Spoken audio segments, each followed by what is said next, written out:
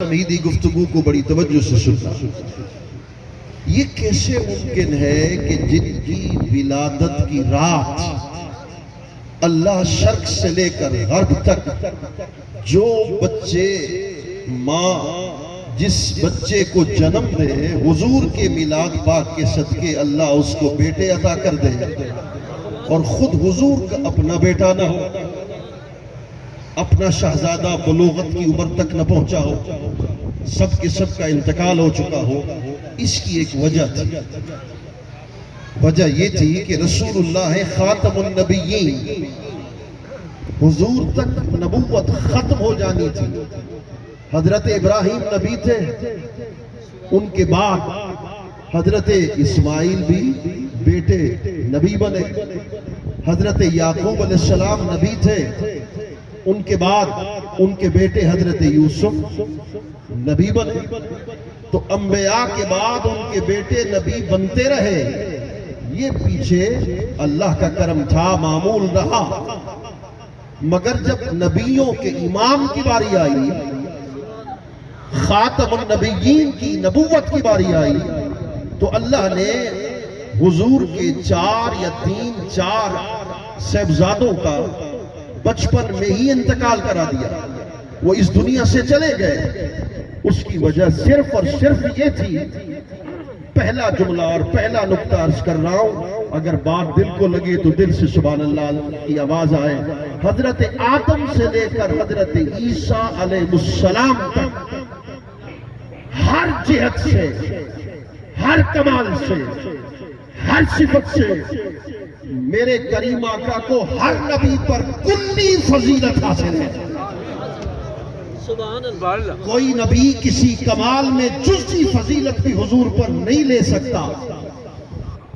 اگر حضور کے صاحبزادے بلوغت کی عمر تک رہتے اور حضور کے وصال کے بعد بھی زندہ رہتے تو وہ نبی نہ بن سکتے، اس لیے کہ ختم نبوت حضور تک تھی۔ اس لیے اللہ نے حضور کی اس شان کو، حضور کے اس کمال کو باقی رکھا۔ شان اور کمال کو باقی رکھنے کا مقصد یہ تھا کہ لوگوں، خاتم النبیین میرا محبوب ٹھہرے گا۔ اس لیے کلام سب سے پہلے میں نے اپنے یار سے کیا تھا۔ ختم نبوت پر تو بڑے دلائل دیے جا سکتے ہیں، مگر میرا موضوع نہیں، اور کوثر سے مراد بھی نبوت ہے اور ختم نبوت بھی اسی کوثر کے تحت داخل ہے، مگر وہ میرا موضوع نہیں۔ مگر 1-2 باتیں کر دیتا ہوں۔ دیکھیے، سب سے پہلا کلام بھی اللہ نے اپنے محبوب سے کیا۔ کنت کنزا مخفیا فاحببت ان اعرف فخلقت محمد۔ فرمایا میں خزانہ مخفی تھا، میں چھپا ہوا تھا، میری محبت نے چاہا کہ میری پہچان ہو، تو اپنی پہچان کرانے کے لیے خود تو پردے میں رہا، آگے صورت محمد کرتی۔ خود تو پردے میں رہا، آگے صورت محمد کرتی۔ یہاں پڑھے لکھے افراد بیٹھے ہیں، میرا سوال ہے جو شاید آپ نے بڑے کم علماء سے سنا ہوگا، یہ جو کہا نا کنت کنزا مخفیا، میں خزانہ مخفی تھا، پوشیدہ تھا، وہ کس سے پوشیدہ تھا؟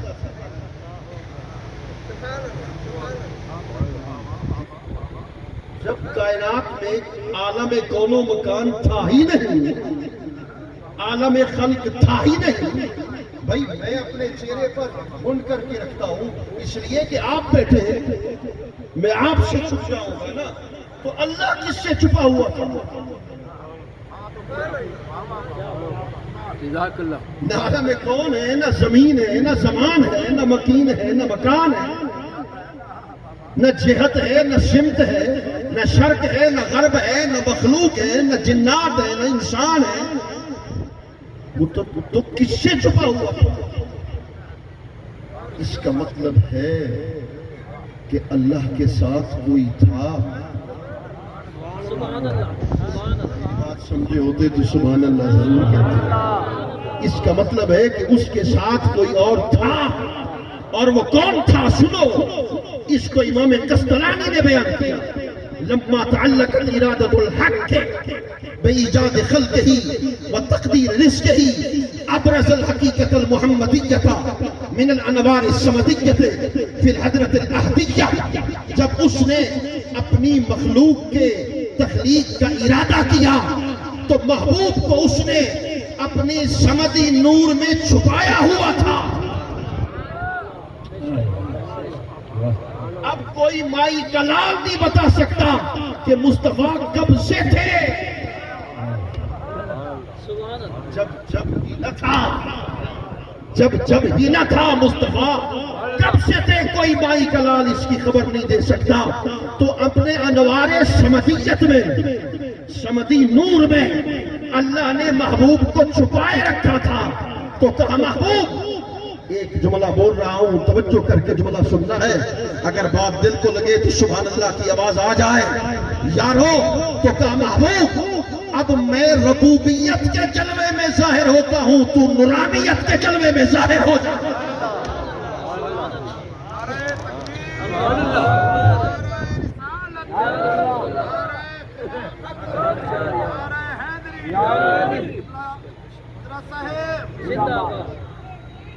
میں ربوبیت کے جلوے میں ظاہر ہوتا ہوں تو نورانیت کے جلوے میں ظاہر ہو جا.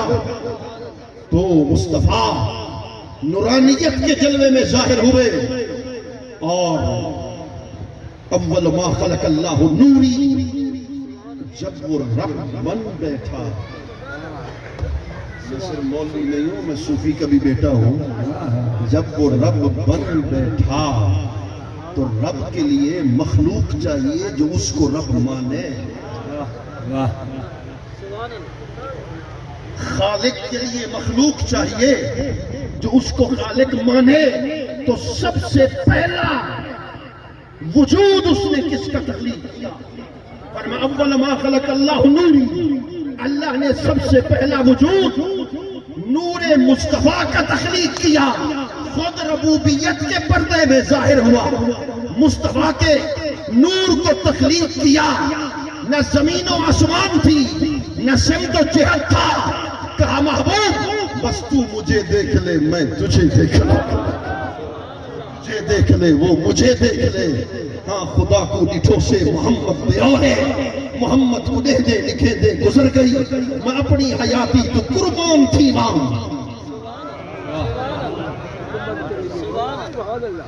میں اپنی حیاتی تو قربان تھی ماں، خدا کو محمد سے دے دے گزر گئی.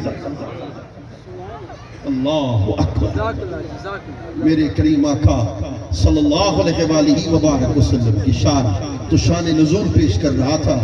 جب شامی نے حضور پہ تان کیا اور تان کر کے کہا کہ معاذ اللہ آپ تو وہ ہیں کہ جن کا بیٹا نہیں، آپ تو ابتر ہیں. تو حضور کو تھوڑی سی تکلیف ہوئی، اذیت پہنچی، ظالم نے اذیت پہنچائی. جو آج بھی اہل بیت کو اذیت دیتے ہیں دراصل وہ مصطفیٰ کو اذیت ہے. حضور کو اذیت ملی، تکلیف پہنچی سرکار کو. جب سرکار کو تکلیف پہنچی نا تو وہ رب کیسے ہے جو اپنے محبوب کی تکلیف پہ خاموش بیٹھا رہے، کوئی جواب نہ دے. تو اللہ نے جواب دیا، محبوب انا اعطیناک الکوثر. یہ ظالم کہتا ہے کہ تیری اولاد نہیں، میں رب سے تجھ سے وعدہ کرتا ہوں اولادیں بھی میں دیتا ہوں. میں تجھ سے وعدہ کرتا ہوں تجھے اتنے کثیر بیٹے سید زادے عطا کر دوں گا قیامت تک. جب تک دنیا باقی رہے گی سید زادوں کا وجود بھی دنیا میں باقی رہے گا. بات کو مکمل کر دوں تو سب سے پہلا کلام اپنے یار سے کیا، محبوب سے کیا، چونکہ سب سے پہلا وجود بھی حضور کا تھا. اب ختم نبوت کیسے ہوئی یہ میں نے کسی کتاب سے نہیں پڑھا. ایک دوران تقریر بعض اوقات واردات ہو جاتی ہے، یہ واردات ہو گئی جو میں آپ کو بتا رہا ہوں. بڑی خوبصورت واردات ہوئی. کہ محبوب سب سے پہلا کلام تو میں نے تجھ سے کیا، پھر کلام میں کرتا رہا، مخاطب بدلتے گئے. میں نے قریشی صاحب سے کلام کیا، پھر میں نے ملک صاحب سے کلام کیا، پھر میں نے حسن بھائی سے کلام کیا، میں نے پھر محترم گل محمدی صاحب سے کلام کیا، تو ذات تو میں ایک ہوں نا، تو مخاطب بدلتے گئے، متکلم ایک ہوں مگر مخاطب بدلتے گئے، جب مخاطب بدلتے گئے اب اللہ نے حضور کو نبوت کے تخت پر بٹھایا، جب آخر کے اندر حضور کو نبوت کے تخت پر بٹھایا تو کہا تیرے بعد کوئی تجھ جیسا ہو،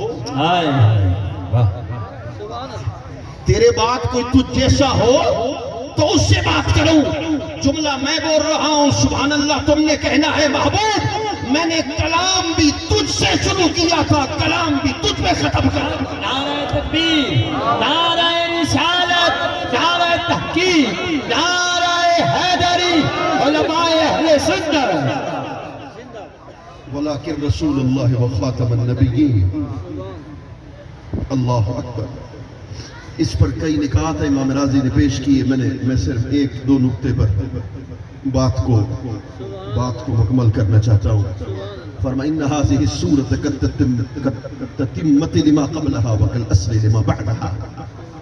امام راضی نے لکھا، میں شعر بھی سناؤں گا آپ کو، عشق بھی سناؤں گا، مگر پہلے علم کی بات بھی کروں گا انشاءاللہ، پہلے آپ کا عقیدہ بھی مضبوط کر جاؤں گا انشاءاللہ۔ تو یہ سورہ مبارکہ امام راضی نے کہا پچھلی سورتوں کی تکمیل ہے، اگلی سورتوں کی اصل ہے۔ پچھلی سورتوں کی تکمیل کیا ہے؟ اللہ نے علم دیا، کہا وَعَلَّمَكَ مَا لَمْ تَكُنْ تَعْلَمْ وَكَانَ فَضْلُ اللَّهِ عَلَيْكَ عَظِيمًا۔ محبوب میں نے تمہیں وہ علم دیا جو فضل عظیم کی صورت میں ہے،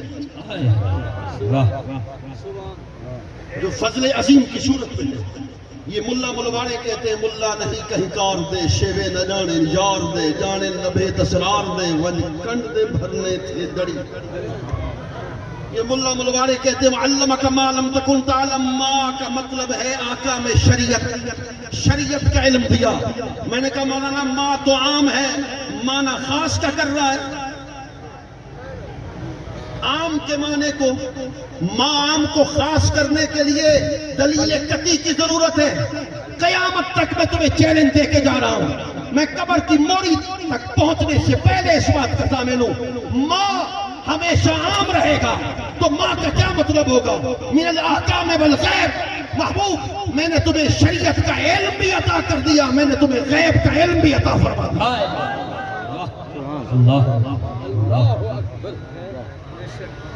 آگے فرمایا تفسیر روح المعانی، علامہ آلوسی نے کہا من ضمائر الصدور، جام کرم حسین صاحب آپ کو مبارک ہو، جس مقصد کے خاطر آپ نے رسول اللہ کے میلاد پاک کو منایا، یہ دل میں نیت رکھی، رب کعبہ کی قسم۔ وَعَلَّمَكَ مَا لَمْ تَكُنْ تَعْلَمْ کے ماتحت علامہ آلوسی لکھتے ہیں کہ رسول اللہ شرق سے لے کر غرب تک اپنے ہر عاشق کے دل کی نیت کو بھی نگاہ نبوت کے سامنے دیکھنے والے۔ میری کیا نیت ہے، میں کیوں آیا ہوں تقریر کے لیے؟ آپ نے کیوں محفل منائی ہے؟ آپ کی نیت کیا ہے؟ حضور جانتے ہیں، حضور اس کو بھی جانتے ہیں۔ وَلَمْ يَقُلْ أَعْتَيْنَاكَ وَلَمْ يَقُلْ سَنُعْتِيكَ لِأَنَّ قَوْلَهُ أَعْتَيْنَاكَ يَدُلُّ عَلَىٰ أَنَّ هَذَا الْإِعْتَاءَ كَانَ حَاصِلًا فِي الْمَاضِي۔ بس اسی بات پہ بات کو ختم کر کے عشق کی طرف آنا چاہتا ہوں۔ کہا یہ نہیں کہا کہ میں تمہیں کوثر عطا کر دوں گا، کر دیا، یہ نہیں کہا کہ کوثر عطا کر دوں گا، بلکہ کہا اعطیناک، میں نے تمہیں کوثر عطا کر دی۔ ملک صاحب اگر کوثر کا مطلب ہے حوض کوثر ہے تو میرا عقل یہ کہتی ہے کہ اللہ یوں کہہ دیتا کہ قیامت کے دن تمہیں حوض کوثر کا مالک بنا دوں گا، تو اس کا تعلق تو قیامت کے ساتھ ہے۔ یہ نہیں کہا کہ اعطیناک، تمہیں عطا کر دی۔ کیا مطلب؟ محبوب موسیٰ آئے دنیا میں تو کلیم بنا، عیسیٰ آئے دنیا میں تو روح اللہ بنے، حضرت ابراہیم آئے تو دنیا میں خلیل اللہ بنے، اسماعیل آئے تو دنیا میں ذبیح اللہ بنے. جملہ میں بول رہا ہوں دل سے سبحان اللہ. محبوب تو آیا سب سے آخر میں ہے, آیا بعد کے اندر ہے نبوت کے لحاظ سے, مگر محبوب انا اعطیناک الکوثر, میں نے مالے کے کوثر پہلے تیری ذات پاک کو بنا دیا. کیا بات ہے. پھر کہتے پھرتے ہیں کہ میں تم سے ناراض ہو گیا. ان محمد قد بدع ربه بطلا, یہ کافر کہتے پھرتے ہیں میں تم سے ناراض ہو گیا. فكيف نحمل امرك بعد وجودك. اور ایک صاحب بڑی بات آ گئی, اس کو امام رازی نے لکھا فكيف نحمل امرك بعد وجودك. محبوب جب تو دنیا میں آیا نہیں تھا, یعنی بشری لباس میں, تو میں نے تمہیں بھلایا نہیں تھا, تو یہ کیسے ممکن ہے کہ دنیا میں آ جائے پھر میں تمہیں چھوڑ دوں؟ نہ, وَاصْبِرْ لِحُكْمِ رَبِّكَ فَإِنَّكَ بِأَعْيُنِنَا. یہ ملا کہتے ہیں بریلویوں کو شعر پڑھنے آتے, قرآن نہیں آتا. میں نے کہا فَإِنَّكَ بِأَعْيُنِنَا کا معنی کر. محبوب اپنے رب کے حکم کی لاج رکھ, ان کو نہ دیکھ کہ کافر تیرے ساتھ کیا کرتے ہیں. تو وہ ہے جو ہر وقت میری نگاہوں میں بسا ہے, میری توجہات کا مرکز. محبوب میری رحمت کا مرکز بھی تو ہے, میری عنایت کا مرکز بھی تو ہے, میری توجہات کا مرکز بھی تو ہے. اور یہاں جو بات آپ کو سنانا چاہتا تھا نا, ذوقی اور حبی, امام رازی نے لکھا وَالنُّقْطَةُ الْمَعْنَوِيَّةُ, اس میں ایک نقطہ معنوی بھی ہے. وہ کیا ہے محبوب؟ الکعبۃ ہی قبلۃ صلاتک وقلبک قبلۃ رحمتی ونظر عنایتی. محبوب جب بیت اللہ شریف کے سامنے کھڑے ہوئے نا, کعبہ کے سامنے, توجہ ہے بلا, اس کی توجہ وہ کہ سبحان اللہ. میں بڑا اونچی بات کر رہا ہوں اس لیے تیاری کروانا چاہتا ہوں, کہو سبحان اللہ. ماشاءاللہ. اب سنیے, جب حضور کعبۃ اللہ کے سامنے کھڑے ہوئے نا, تو کہا محبوب یہ تیرا نماز کا قبلہ ہے. یہ جو کوٹھا ہے نا, یہ جو کوٹھا ہے, بیت اللہ ہے, چار دیواری ہے, یہ تیری نماز کا قبلہ ہے. اس کا بھی تو قبلہ کوئی ہو. قبلہ کا مطلب ہے توجہات کا مرکز. فتویٰ دینا ہو تو امام رازی پر لگا. محبوب جملہ میں بول رہا ہوں سبحان اللہ, تم نے کہنا ہے. محبوب تیری نماز کا قبلہ یہ کعبہ ہے, کعبہ کی توجہات کا مرکز مصطفیٰ کعبہ کا قبلہ دیکھ. نعرہ تکبیر, نعرہ رسالت, آج اٹھا کے نعرہ حیدری, علماء اہل سنت. تیری توجہ کعبہ کی طرف ہوتی ہے, اور کعبہ کی طرف محبوب کی توجہ تیری طرف ہوتی ہے. جد عشق فرید استاد تھیا, سب علم عمل برباد تھیا, تے حضرت دل آباد تھیا. سو وجد کنو لکھال کنو, احد بیو ہے احمدیو ہے, میم دیولے دلڑی موہے, دھیان فرید رکھی ہر آن. عشق اسادہ دین ایمان, ناسے ناہی ناتی مانے. عشق اسادہ دین ایمان, عشق ہے ہادی پرم نگردہ, عشق ہے راہ بر راہ پکردہ, عشق حاصل ہے عرفان. حضرت صہیب رومی ہے, حضور کا سچا عاشق ہے. میرے کریم آقا صلی اللہ علیہ وآلہ وبارک وسلم نے مکہ المکرمہ سے مدینہ کی طرف ہجرت کی ہے. حضرت صہیب حضور کا عاشق ہے, تاجروں کا بھی بادشاہ ہے, لاکھوں درہم ہے اس کے پاس, بڑا بزنس مین ہے. مکہ المکرمہ میں بزنس مین کہا, ان کا لقب تھا کہ تاجروں کا بھی بادشاہ ہے. وہ مکہ المکرمہ میں رہ گیا. حضور مکہ چھوڑ کر ہجرت کر کے مدینہ المنورہ تشریف لے گئے. حضرت صہیب رومی کیا کرتے, ساری دنیا اہل مکہ سو جاتی, وہ ساری رات بیٹھا رہتا اور مدینہ کی طرف منہ کر کے کہتا, ترجمانی میری پیر فرید نے کی, سی ڈھولن تے دی سکھ دے رہے, ڈھولن تے دی سکھ دے رہے, تاگا گھڑیاں چاہی بہوں, تھپ تھپ کرن آہی بہوں, تب تب اٹھن بھاہی بہوں, ماہی کنل دلی لٹی, دل لٹ کے گیا راہی پٹھی, گزری فرید آخر عمر, آئی نہ دل بردی خبر, تتا عشق بہت گزریو سے ایو قہر نہ پیش ایو سے تتا عشق بہت گزریو سے ایو قہر نہ پیش ایو سے جان جگر تن پارے پارے سینہ محض لوینا سڑگم گلگم مرگم کھپگم یار فرید نہ آئے.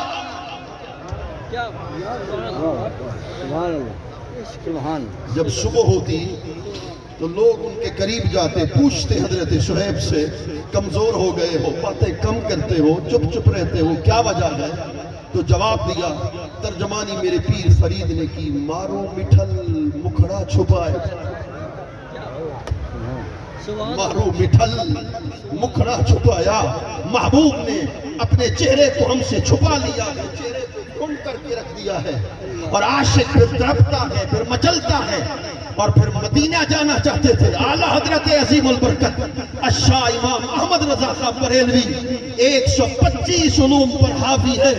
جب وہ مدینے پہنچا ہے تو کہتا ہے بکار خیش حیرانم اغثنی یا رسول اللہ پریشانم پریشانم اغثنی یا رسول اللہ شہاب کس نوازی کن طبیبہ چارہ سازی کن مریض درد عصیانم اغثنی یا رسول اللہ.